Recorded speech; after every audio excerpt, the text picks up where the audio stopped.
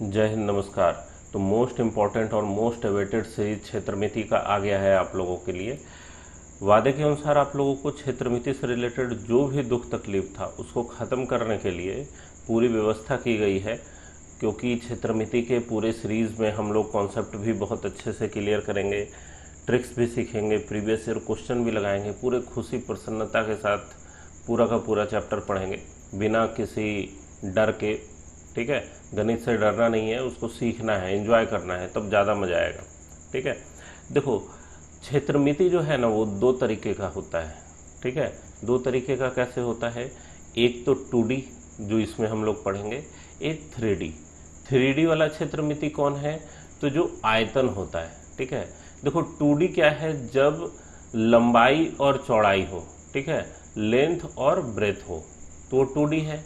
कोई plain paper पे अगर कोई पिक्चर बना हुआ है तो 2 डायमेंशनल है। ठीक है, 2D मतलब क्या हो गया, 2 डायमेंशनल, द्विआयामी। और 3D का मतलब वैसा पिक्चर जिसको आप हूबहू प्लेन पेपर पे नहीं उतार सकते हैं। अब जैसे घन का पिक्चर बनाना होता है तो हम लोग कैसे बनाते हैं, ऐसे लाइन वाइन टेढ़ा करके किसी तरीके से उसको खींच लिया जाता है ज़बरदस्ती, है ना, जबकि उसका ऐसे लाइन टेढ़ा थोड़ा ही होता है। वो तो हम लोग को प्लेन पेपर पे बनाना है तो किसी तरीके से उसका इमेज दिखाएंगे। ठीक है, तो वो होता है 3D। तो इसमें 2D वाला हम लोग पढ़ेंगे।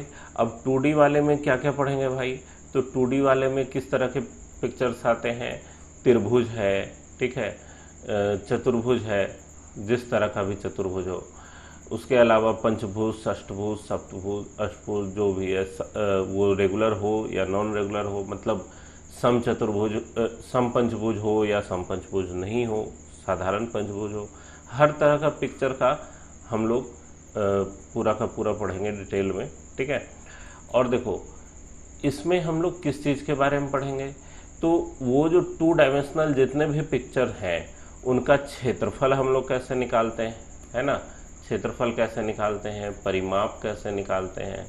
ठीक है, उसके बाद भुजा निकालने का, विकर्ण निकालने का, कोण निकालने का, बहुत तरह की चीज़ें हैं। ठीक है, कोण वोण से रिलेटेड चीज़ अक्सर आपको ज्यामिति में मिलता है। ठीक है, और ज्यामिति क्षेत्रमिति को आप कह सकते हैं कि दोनों भाई भाई हैं, ठीक है, कज़न है, लेकिन आप छोड़ नहीं सकते। ज्यामिति के साथ अगर रिलेट करते हुए क्षेत्रमिति को पढ़ेंगे तो फिर ज़्यादा कॉन्सेप्ट क्लियर होगा। ज्योमेट्री इंपॉर्टेंट है, बिना उसके भी पढ़ा जा सकता है, लेकिन कई क्वेश्चन ऐसे भी बनते हैं जिसमें आपको ज्योमेट्री का यूज़ करना पड़ता है, ज्योमेट्री के कॉन्सेप्ट लगाने पड़ते हैं। ठीक है, माध्यिका किसी त्रिभुज को 2 बराबर हिस्से में बांटती है, ये अगर आपको पता रहेगा तो किसी त्रिभुज का क्षेत्रफल दिया रहेगा तो आप उसको बांट पाएंगे। पता ही नहीं होगा कि माध्यिका अगर 2 बराबर हिस्से में बांटती है तो फिर कैसे उसको करेंगे। ठीक है, तो ज्यामिति और क्षेत्रमिति के कॉन्सेप्ट को मिक्स करके आजकल क्वेश्चन पूछे जा रहे हैं। ठीक है, तो जहाँ ज़रूरत पड़ेगा ज्यामिति का वहाँ हम लोग उसको भी देखते रहेंगे। अब देखो त्रिभुज से शुरू करना है। त्रिभुज के प्रकार कितने होते हैं भाई, तो बहुत साधारण सा चीज़ है, कोण के आधार पर और भुजा के आधार पर 2 तरीके से हम लोग त्रिभुज को बांटते हैं। अगर कोण के आधार पर बांटना हो तो 3 तरह का त्रिभुज होता है, न्यून कोण त्रिभुज, अधिक कोण त्रिभुज, समकोण त्रिभुज। ठीक है, साधारण देखो बहुत मुश्किल चीज़ नहीं है, इसलिए इसको जल्दी जल्दी में निकाला जा रहा है आप लोग के लिए, ताकि मेन मुद्दे पर हम लोग कम समय में जल्दी से पहुंच सकें। ठीक है, न्यून कोण त्रिभुज का मतलब क्या है, वैसा त्रिभुज जिसके तीनों कोण 90 डिग्री से कम हो। ठीक है, अगर आप नोट करना चाहें तो आप पॉज कर करके नोट भी कर सकते हैं। न्यून कोण त्रिभुज की परिभाषा क्या होगी, वैसा त्रिभुज जिसके तीनों कोण 90 डिग्री से कम हो। अधिक कोण त्रिभुज का परिभाषा ये है कि जिसका एक कोण 90 से ज़्यादा हो।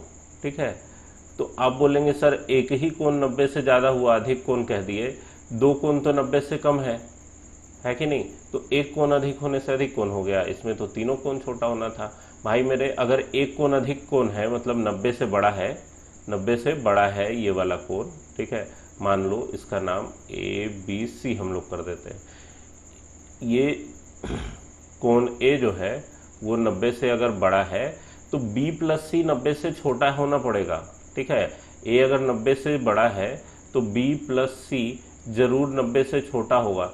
इसमें एक त्रिभुज में 2 अधिक कोण नहीं हो सकते, क्योंकि मान लो अगर 90 से बड़ा 91 भी हो गया एक कोण और दूसर का भी 91 हो गया, तो 182 तो यहीं पहुंच जाएगा, और तीनों कोणों का योग 180 होता है, तो तीसरे कोण के लिए तो जगह ही नहीं बचा।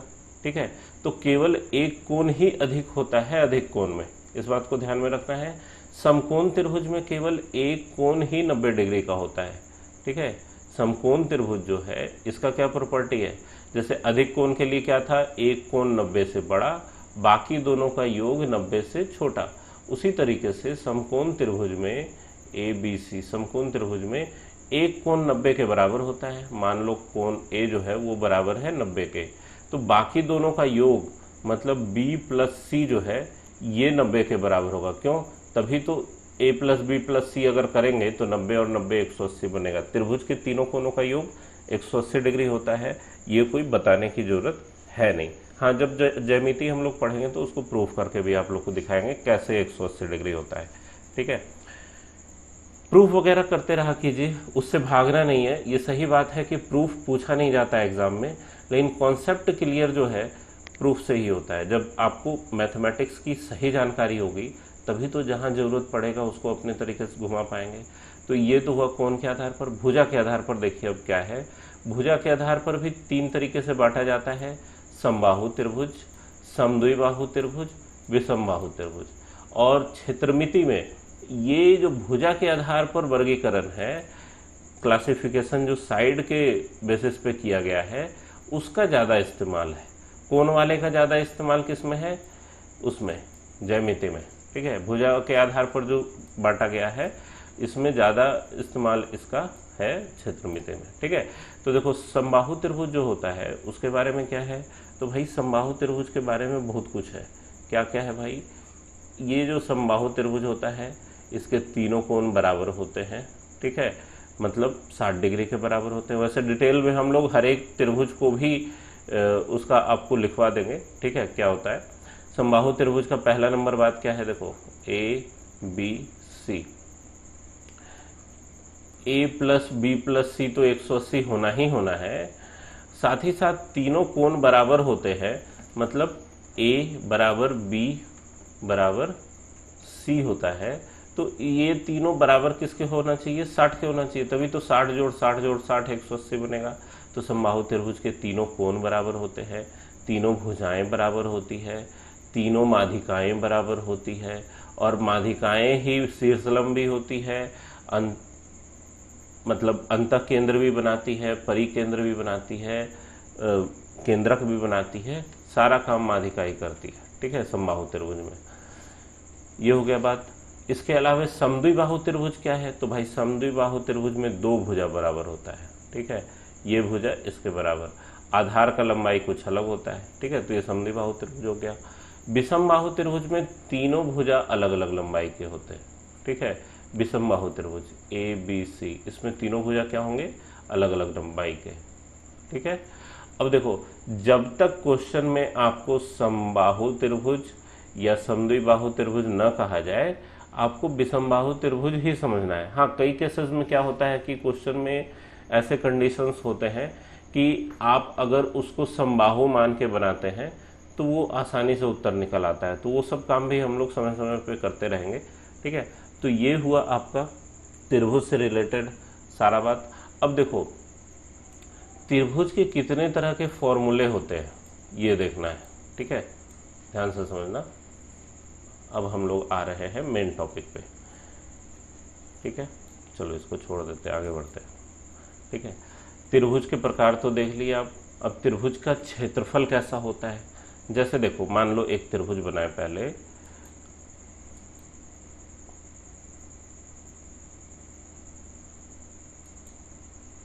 चलो एक त्रिभुज बनाते हैं। ये तो समबाहु त्रिभुज ही बन गया भाई। समबाहु त्रिभुज के अलावे देखा जाए, ठीक है, ये मान लो कोई भी एक त्रिभुज है।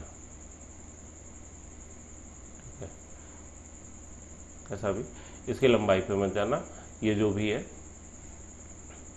अब इस त्रिभुज में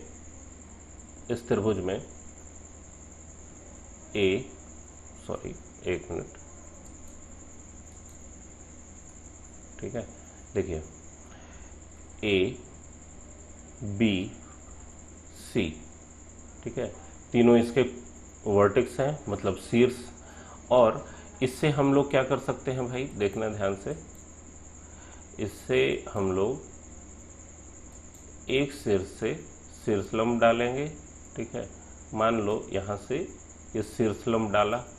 इस शीर्षलंब के बारे में हम लोग कह सकते हैं कि अगर इसको हम लोग ऊंचाई h माने और आधार को b माने, तो इस त्रिभुज का क्षेत्रफल होता है 1/2 गुने आधार गुना ऊंचाई। और परिमिति क्या होगा, तो देखो हमेशा कोण के सामने वाला साइड को, ठीक है, यहाँ बेस b है, यहाँ ये बेस b है,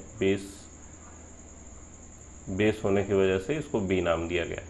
परिमिति जब हम लोग बात करते हैं, ठीक है, यहाँ पे बेस b है, कंफ्यूजन ना हो इसलिए 1/2 गुना आधार गुना ऊंचाई लिखिए आप, ठीक है। ये हुआ क्षेत्रफल, त्रिभुज का क्षेत्रफल, ठीक है।